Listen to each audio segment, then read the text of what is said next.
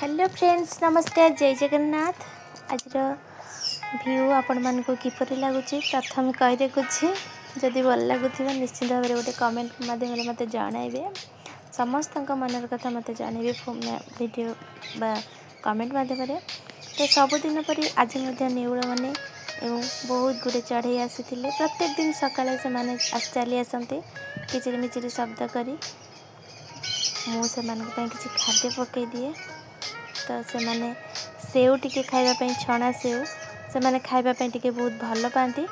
तो मुझे किसी अलगा फूड सब पकई दिए तो से माने बहुत मन भरी खाती। आउ एते खुशी लगे जे नेउल एवं चढ़ई माने सांग होइकी खाती।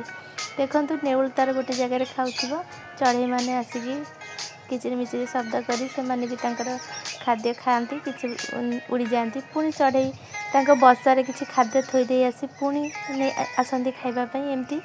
तो आमर टिके बाड़ी घर जंगलिया एरिया टिके तो से माने बहुत बसा बांधिकी रही। तो यहीपरी भाव में सकाळ टाइम स्पेंड हुए मोर आउ बहुत खुशी लगे। आपण मानक किपर लगुच कमेंट माध्यम जनइबे। जय जगन्नाथ।